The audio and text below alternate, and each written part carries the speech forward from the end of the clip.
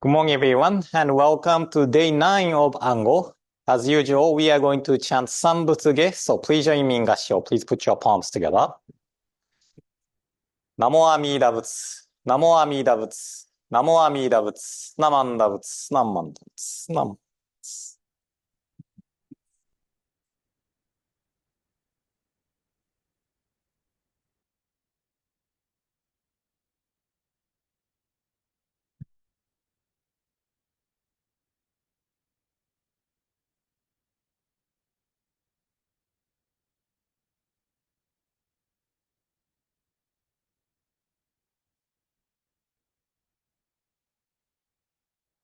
お元気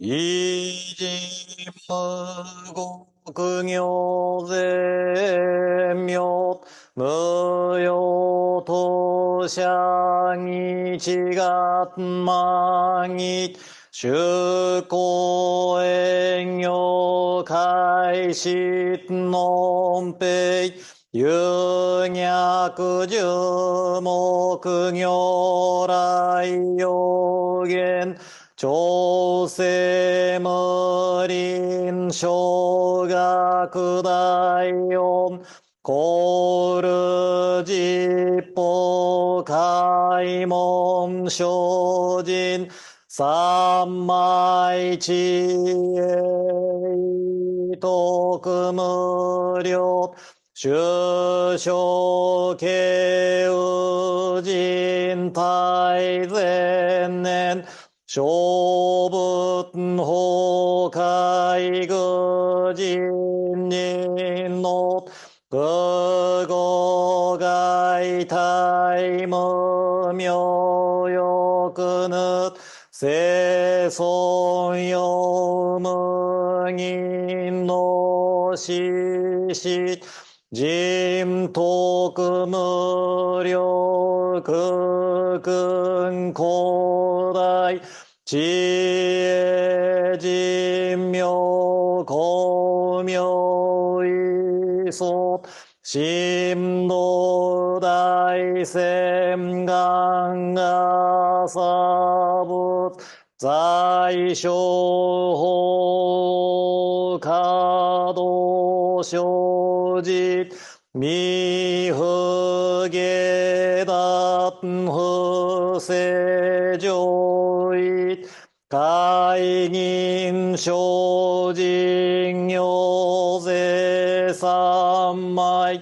知恵以上合成特物不行志願二切空空義差大安慶死有仏百千億万無量大小修行五弱用一切死と小仏不行愚道見性不逆非行五弱小仏世界不可月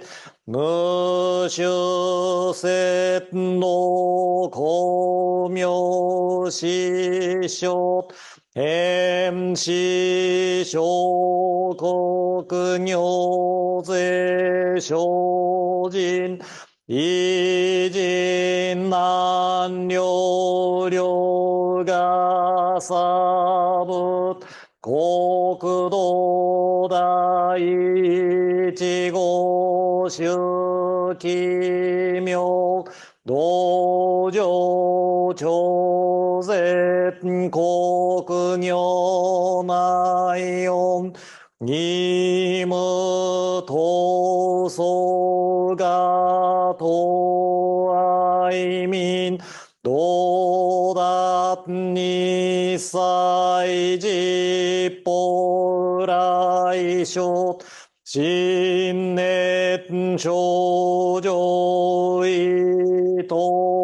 学国下楽安穏公文神妙是が心象本願の日力少所欲実法生存知恵無下上量子孫知が信行軽量心死食読中画行精進人流系ナマンダブナマンダブナマンダブナマンダブナマンダブナマンダブ生存が一心奇妙人実法無下工業来願生安楽公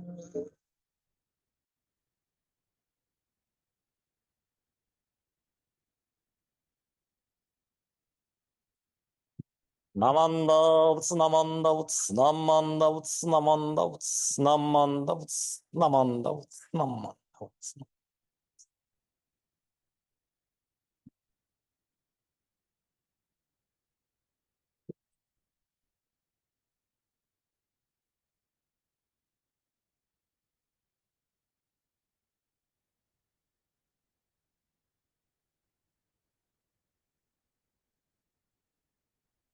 So we are going to discuss Nijuniganji from today. This is a topic to discuss contents of the 22nd vow of Amida Buddha. And usually around half a year before Ango, the summary of Rondai is distributed. So it shows the significance of each topics, where the possible reference would be, how to define the topic, and the list of the discussion. And this is prepared by one of the Shikyo scholars, and point of the discussion will be different by scholars. That even though we discuss the same topic, we have different discussions. And this is a good occasion. So I try to follow this year's summary of this Rondai, the contents of the 22nd vow. In significance, it said, the 22nd vow taught in the Raja Sutra is called as the vow of succession to Buddhahood after one lifetime, the vow of necessary attainment of succession to Buddhahood, etc. This Rondai is to reveal the intents of Master Tanlang, quoting the 22nd vow in his commentary on the treatise, and Shinran Shongin's unique interpretation of naming the 22nd vow as the vow of directing virtue for our return to this world in chapter on realization of Kyogyo Shinsho. So, not like the Anjin Rondai, topics for discussion on settled mind, there are no Yanjin or divergent, different understanding corresponds to these Rondai or the topics for discussion on doctrine. So topics for discussion on doctrine is to discuss the doctrinal matter to deepen our understanding on a certain topic.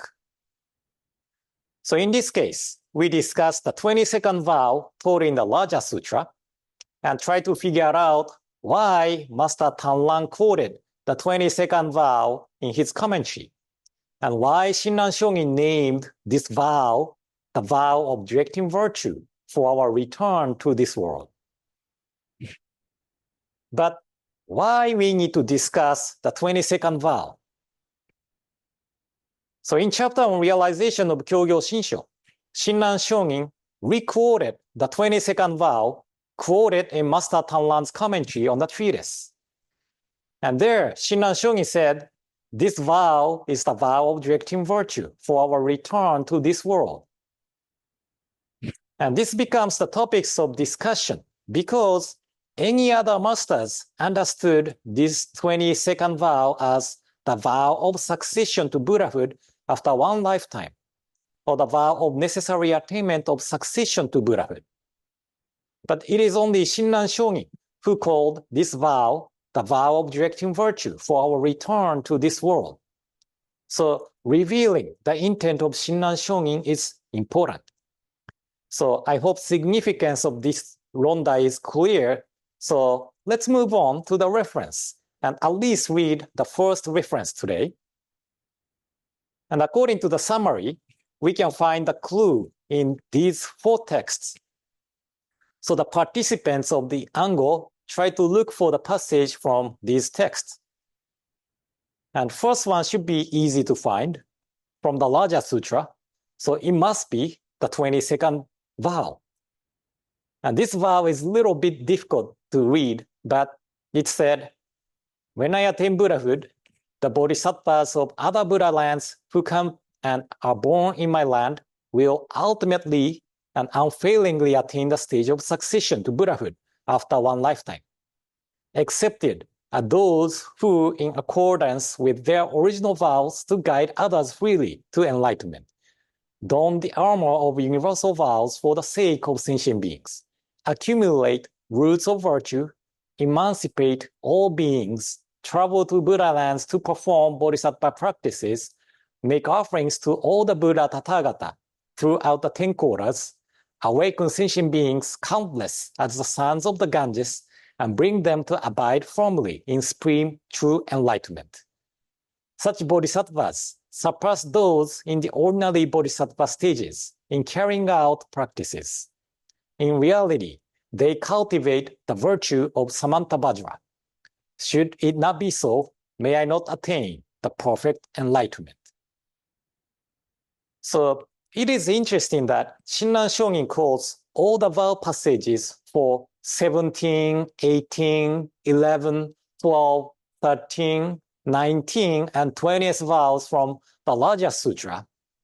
But in chapter on realization of Kyogyo Shinsho, Shinran Shongin said, since this vow appears in the commentary on the treatise, I will not quote it here. See the passages from the commentary that follows.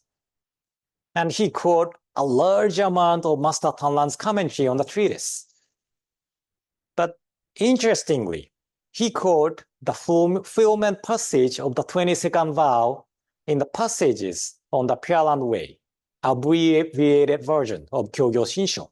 And he said, I mean, not Shinran Shongin, but in the sutra, Shakyamuni Buddha said, the Buddha said to Ananda, the bodhisattvas of that land all fulfill the attainment of Buddhahood after one lifetime, except those who, for the sake of sentient beings, have established their own original vows and thus, adorning themselves with the virtues of universal vows, seek to bring all to emancipation. So, this is my impression, but the fulfillment passage is much easier to comprehend compared to the vow passage. And reading this passage, I thought about the Dalai Lama. Dalai Lama is considered the manifestation of Bodhisattva Avalokiteshvara in Tibet. And out of compassion, Dalai Lama vowed to save all beings and not to attain enlightenment until saving all beings. So that is why the monks of Tibetan Buddhism look for the successor who has the memories of the past Dalai Lama when the present Dalai Lama passed away. But anyway, Shinran Shonin discusses the directing virtue for our return in chapter on realization. At the beginning of each chapter, Shinran Shonin lists the name of the vow which the chapter is based on. So, for chapter on practice, for instance, it is 17th vow, and chapter on Shinjin is 18th vow. True Buddha and lands are 12th and 13th vows, and transformed Buddhas and lands are 19 and 20th vows. But this chapter on realization, he only lists 11th vow at the beginning. So since two vows are listed at the beginning of the chapters on True Buddha and lands and transformed Buddhas and lands, Shinran Shonin could have listed the 22nd vow at the beginning of the chapter on realization, but he did not. Why is that? So the reason is that the directing of virtue for our return is the compassionate working of Amida Buddha, of the fruition of the realization, and it is included in the true realization.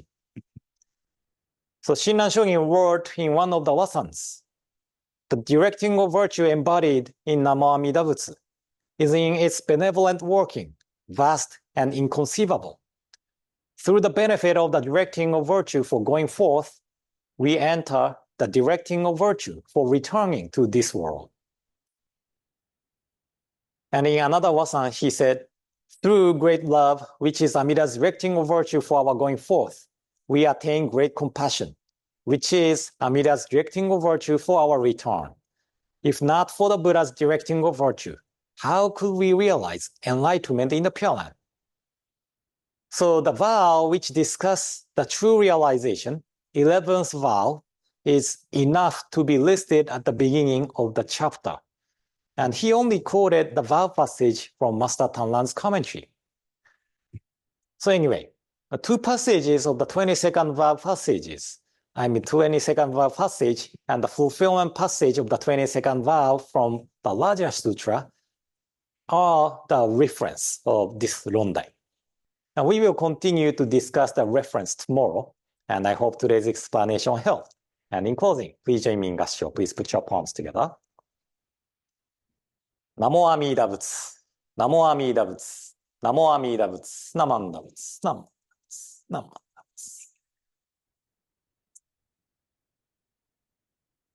This concludes today's morning service, and I hope you will have a wonderful day today, and hope to see you tomorrow morning. So thank you for attending today's service.